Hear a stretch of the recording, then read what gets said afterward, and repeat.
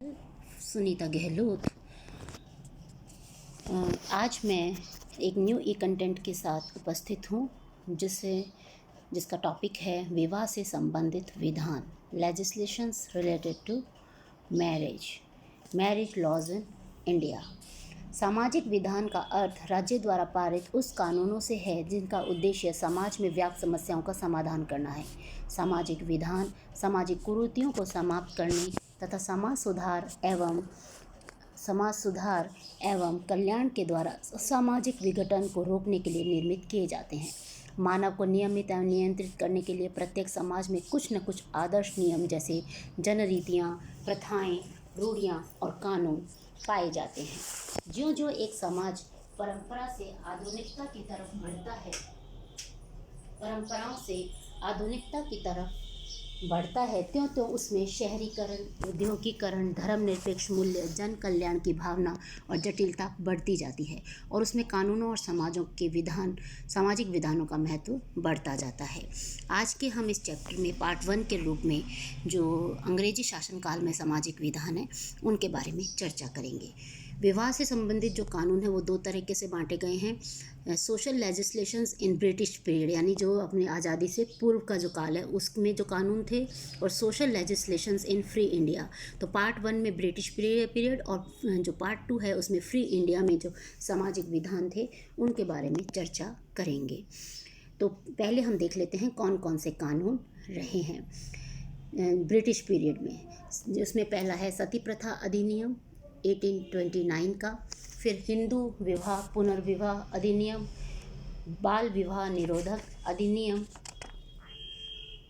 फिर इसके बाद संपत्ति पर हिंदू स्त्रियों का अधिकार अधिनियम, अलग रहने एवं भरण पोषण हेतु हिंदू विवाहित स्त्रियों का अधिकार नियम, विशेष विवाह अधिनियम, मुस्लिम विवाह से संबंधित अधिनियम, भारतीय ईसाई विवाह से संबंधित अधिनियम, भारतीय ईसाई विवाह अधिनियम, पारसियों, सिखों, जैनियों और बौद्धों में से संबंधित जो है विधान, सिख विवाह विधान एवं जैनियों और बौद्धों के विवाह संबंधी कानून। फिर फ्री इंडिया जो है, यानी जब भारत आज़ाद हुआ उसके संबंधी जो कानून है वो 2 हेडिंग्स में रहेंगे, विशेष विवाह अधिनियम एवं हिंदू विवाह तथा विवाह विच्छेद अधिनियम तथा विवाह विच्छेद अधिनियम 1955 के तहत हम उसकी चर्चा करेंगे। सती प्रथा विशेष अधिनियम, अब हम एक एक करके इनको देख लेते हैं। सती प्रथा विशेष अधिनियम 1829 के पूर्व भारत में सती प्रथा का प्रचलन था। समाज द्वारा स्त्री को उसके मृत पति के साथ चिता में जलने के लिए प्रेरित किया जाता था। धार्मिक दृष्टि से पवित्रता को बनाए रखने के लिए ऐसा उचित माना जाता था। विधवा स्त्रियों को यह लालच दिया जाता था कि सती स्त्री सीधे स्वर्ग में जाती है। मुसलमानों के आगमन के पश्चात रक्त की पवित्रता बनाए रखने हेतु हिंदू स्त्रियों और लड़कियों का मुसलमानों के साथ विवाह को रोकने की दृष्टि से संभवतः बाल विवाह और सती प्रथा जैसी कुरीतियों का जन्म हुआ। समाज ने सती प्रथा को धर्म संगत ठहराया और इसका सहारा लिया।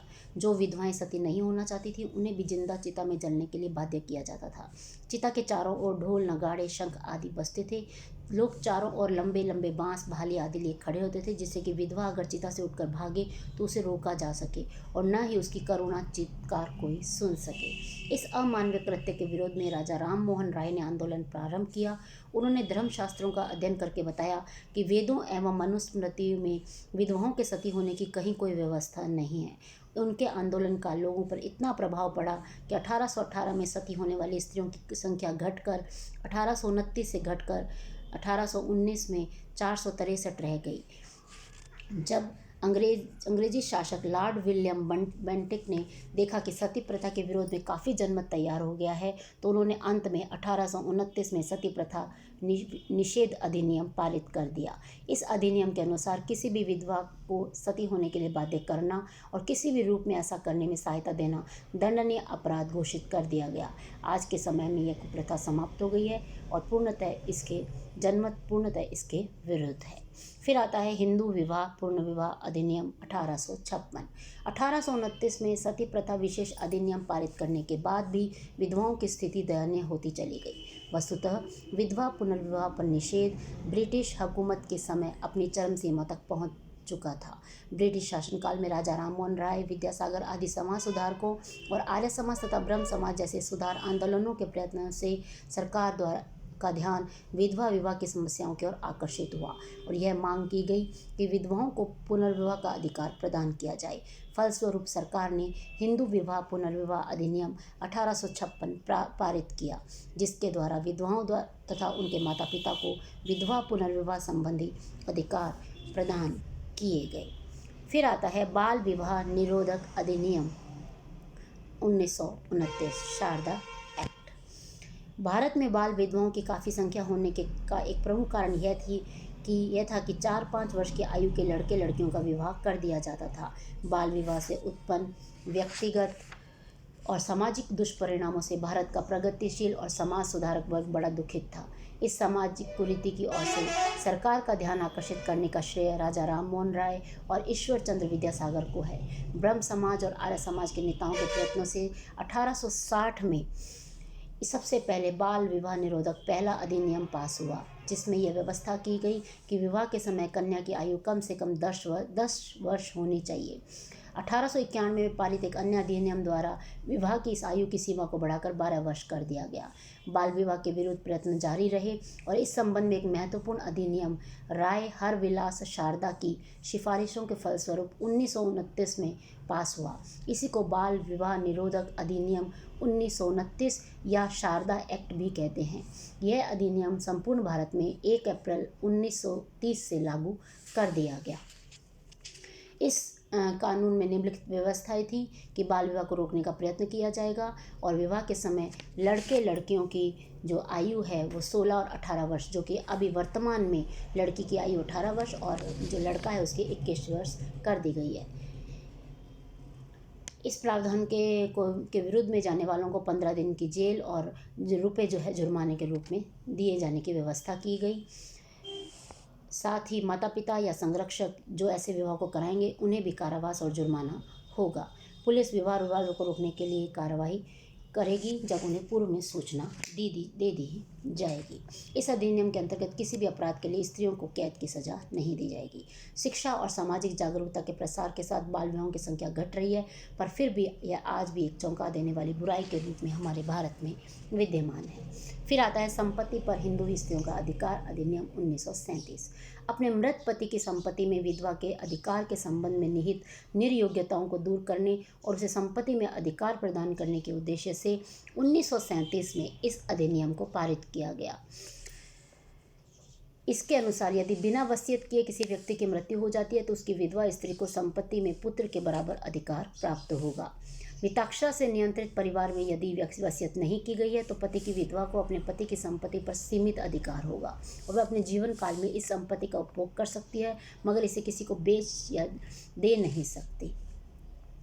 फिर आता है अलग रहने एवं भरण पोषण हेतु विवाहित स्त्रियों का अधिकार नियम 1946। हिंदू स्त्रियों को तलाक संबंधी कानून अधिकार प्राप्त न होने पर भी 1946 में कुछ विशेष परिस्थितियों में अपने पति से पृथक रहने एवं पति से अपने भरण पोषण हेतु कुछ राशि प्राप्त करने का अधिकार मिला हुआ है। ये परिस्थितियां निम्नानुसार हैं। यदि पति किसी ऐसे घृणित रोग से ग्रसित है जो पत्नी के संपर्क से न हुआ हो, पति के अत्याचार पूर्ण बर्ताव के कारण पत्नी उसके साथ रहना खतरनाक समझती हो, पति ने अपनी पत्नी को छोड़ दिया हो, पति के द्वारा दूसरा विवाह कर लिया गया हो, पति ने अपना धर्म छोड़कर अन्य धर्म ग्रहण कर लिया हो, पति का किसी अन्य स्त्री के साथ संबंध हो, पति से सजग रहने की राजाज्ञा मिलने पर अदालत को यह अधिकार होगा कि पति की आय एवं स्थिति को ध्यान में रखकर वह स्त्री को उनके भरण पोषण के लिए उचित राशि दिलवाए। फिर है विशेष विवाह अधिनियम 1872 और 1932। इस कानून का उद्देश्य हिंदू, मुसलमान, ईसाई और विभिन्न धर्मावलंबियों के बीच विवाह की व्यवस्था करना है। दूसरे शब्दों में यह अधिनियम अंतरजातीय विवाह की वैधानिक अड़चनों को दूर करता है। 1872 में पारित विशेष अधिनियम द्वारा उन सब व्यक्तियों को परस्पर विवाह संबंध स्थापित करने की आज्ञा दी गई जो किसी भी धर्म को नहीं मानते हैं। अधिनियम के अनुसार विवाह करने वाले को यह घोषणा करनी पड़ती थी कि वे हिंदू, मुसलमान, ईसाई, पारसी, जैन, बौद्ध, सिख आदि किसी भी धर्म को नहीं मानते। 1932 में इसी अधिनियम में संशोधन किया गया और संशोधन करके विभिन्न जातियों के व्यक्तियों को परस्पर विवाह करने की अनुमति और तलाक का अधिकार प्रदान किया गया। तो आज हमने जो ब्रिटिश पीरियड के कुछ अधिनियमों के बारे में जाना, इसी के साथ यह जो ई कंटेंट है आज का पार्ट 1 यहीं पर समाप्त होता है। पार्ट 2 में हम इसके शेष जो हैं अधिनियम उनकी चर्चा करेंगे। तब तक के लिए धन्यवाद।